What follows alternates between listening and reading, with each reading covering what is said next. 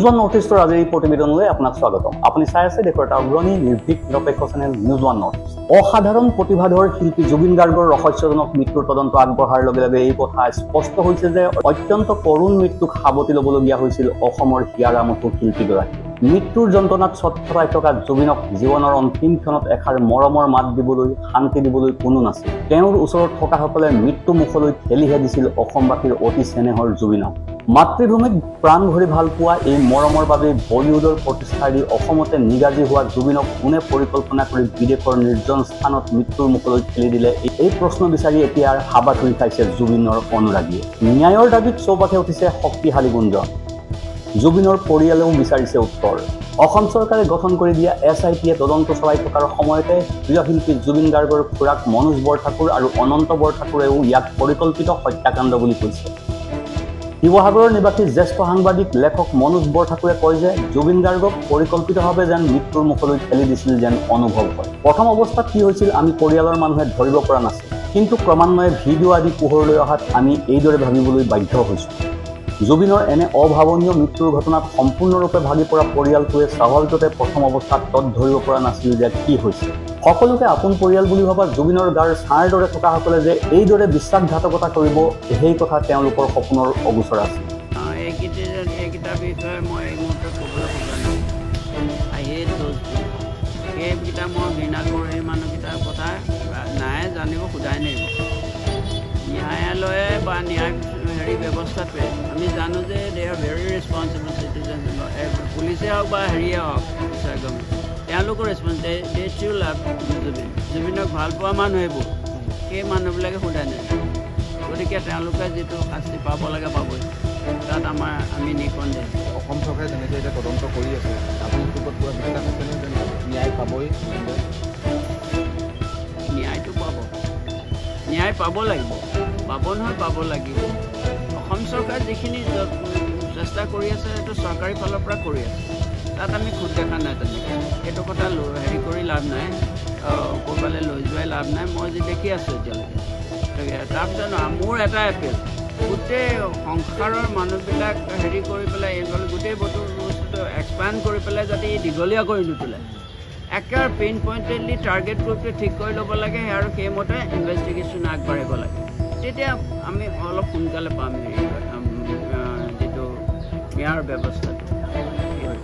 আপোনাৰ যিহেতু আপোনাৰ ভতিজা হয়, অতি মৰমৰ ভতিজা আছিল, আপুনি কৰি দিয়া বুলি চবেই জানো।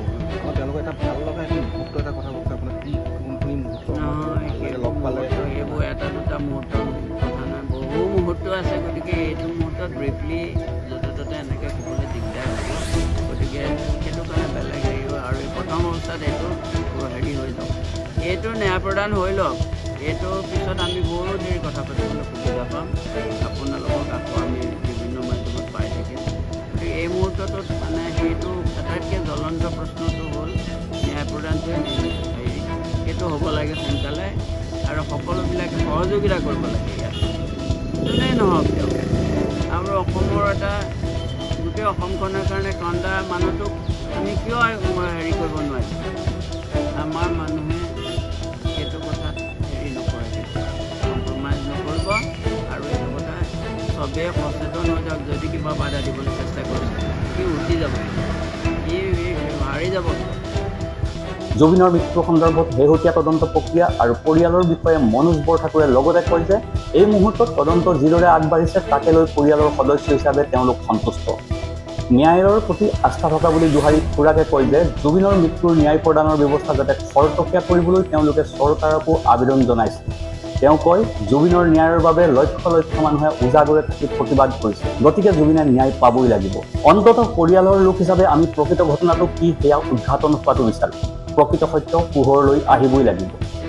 ঘটনাৰ দিনা ছিংগাপুৰত জুবিনৰ সৈতে য়টখনত থকা প্ৰবাসী অসমীয়া ৰূপকমল ভূঞাই গুৱাহাটীলৈ আহি SITক সাক্ষ্য প্ৰদান কৰি উভতি যাবলৈ সক্ষম হৈছে যদিও বাকীসকল আহিবনে নাই এই সমগ্ৰ বিষয়টোক লৈ কোনো স্পষ্টতা নাই আৰক্ষীৰ। জুবিনৰ খুৰাক মনোজ বৰঠাকুৰে দাবী জনাইছে যে ছিংগাপুৰত জুবিনৰ লগত থকা সকলো ব্যক্তিক তদন্তৰ আওতালৈ আনিব লাগিব। তেওঁ জুবিনৰ মেনেজাৰ তথা শিল্পীগৰাকীৰ ৰহস্যজনক মৃত্যুৰ অন্যতম অভিযুক্ত সিদ্ধাৰ্থ শৰ্মাৰ সকলো বেংক একাউণ্ট বন্ধ কৰি নথিপত্ৰ বাজেয়াপ্ত কৰিবলৈকো দাবী জনায়। জুবিনৰ মৃত্যুৰ তদন্তৰ বাবে চৰকাৰে SIT গঠন কৰা সময়লৈকে যিখিনি সময় সিদ্ধাৰ্থ শৰ্মাই লাভ কৰিলে তাৰ ব্যৱহাৰ কৰি সিদ্ধাৰ্থই বহু নথিপত্ৰ গোপন কৰাৰ সম্ভাৱনা আছে বুলিও তেওঁ শংকা প্ৰকাশ কৰে। তেওঁ কয়, এই সকলোবোৰ বিষয় তন্নতন্নকৈ পৰীক্ষা হোৱাটো আমি বিচাৰোঁ। ছিংগাপুৰত থকা প্ৰবাসী অসমীয়াক তদন্তৰ আওতালৈ আনিব লাগিব। তেওঁলোক নাহিলে তদন্ত প্ৰক্ৰিয়া সম্পূৰ্ণ নহ'ব। গতিকে তেওঁলোক তদন্তৰ আওতালৈ অহাটো বাঞ্ছনীয়। জুবিনৰ মৃত্যু পৰিকল্পিত হত্যা। জুবিনৰ সৈতে সিদ্ধাৰ্থ শৰ্মা 10-11 বছৰ একেলগে আছিল। গতিকে জুবিনৰ সকলো কথা সি জানিছিল। সি সেইমতে যত্ন ল'ব লাগিছিল। জুবিনৰ মৃত্যু এক পৰিকল্পিত হত্যা বুলি ভাবোঁ। এই ষড়যন্ত্ৰত মেনেজাৰ সিদ্ধাৰ্থ আৰু নৰ্থ ইষ্ট ফেষ্টিভেলৰ আয়োজক শ্যাম কানু মহন্ত জড়িত আছে। এইদৰে কৈ তেজপুৰৰ কেতেকীবাৰী নিবাসী খুৰাক অনন্ত বৰঠাকুৰে। প্ৰাণৰ শিল্পী জুবিন গাৰ্গৰ ৰহস্যজনক মৃত্যু তথা এই ঘটনাৰ সৈতে জড়িতসকলে কঠোৰ শাস্তি লাভ কৰাৰ দাবী ৰাইজে জনাই অহাৰ বিপৰীতে এই অনাকাংক্ষিত ঘটনাক লৈ ৰাজনীতি আৰম্ভ হোৱাত ক্ষুব্ধ হৈ পৰিছে সৰ্বসাধাৰণ। প্ৰিয় শিল্পীৰ মৃত্যুক লৈ আৰম্ভ হোৱা তৰল ৰাজনৈতিক কাণ্ড কাৰখানাৰ বিৰুদ্ধে সামাজিক মাধ্যমত তীব্ৰ প্ৰতিক্ৰিয়া সৃষ্টি হৈছে। সকলো বিষয় বাদ দি কেৱল জুবিনৰ ন্যায় বিচাৰে ৰাইজে। বিশ্ববিশ্ৰুত শিল্পীগৰাকীৰ আত্মীয়ই ৰাইজৰ সৈতে সুৰ মিলাই জুবিন গাৰ্গৰ হত্যাকাৰীক কঠোৰ শাস্তিৰ দাবী উত্থাপন কৰিছিল। তেজপুৰৰ নিবাসী জুবিনৰ খুৰাক অনন্ত বৰঠাকুৰ আৰু খুৰীয়েক শতৰূপা শৰ্মা বৰঠাকুৰে দাবী কৰে যে জুবিনৰ হত্যাকাৰীক কঠোৰতম শাস্তিত ফাঁচি হ'ব লাগে। খুৰাকে সংবাদ মাধ্যমত কয় যে এয়া এক পৰিকল্পিত হত্যাকাণ্ড। এই ঘটনাৰ বাবে সিদ্ধাৰ্থ শৰ্মা আৰু শ্যাম কানু মহন্তক জগৰীয়া কৰি তেওঁ লগতে তদন্ত প্ৰক্ৰিয়াক লৈও সন্তুষ্টি প্ৰকাশ কৰে। তেওঁ কয় যে জুবিনৰ ন্যায় প্ৰদানৰ ক্ষেত্ৰত কোনেও ৰাজনীতি কৰাটো উচিত নহয়। ঘটনাৰ তদন্তৰ বাবে পৰিয়ালৰ এজন সদস্য সন্দীপন গাৰ্গ গ্ৰেপ্তাৰ হোৱা সন্দৰ্ভত খুৰাকে কয়, এই ক্ষেত্ৰত SITয়ে চালিজাৰি চাই দোষীক চিনাক্ত কৰিব। একেদৰে খুৰীয়েকেও এই ঘটনাত জড়িতসকলে উপযুক্ত শাস্তি লাভ কৰাটো বিচাৰে বুলি অনন্ত নাৰায়ণ বৰঠাকুৰে জানিবলৈ দিয়ে। Bureau report, news 1 north east.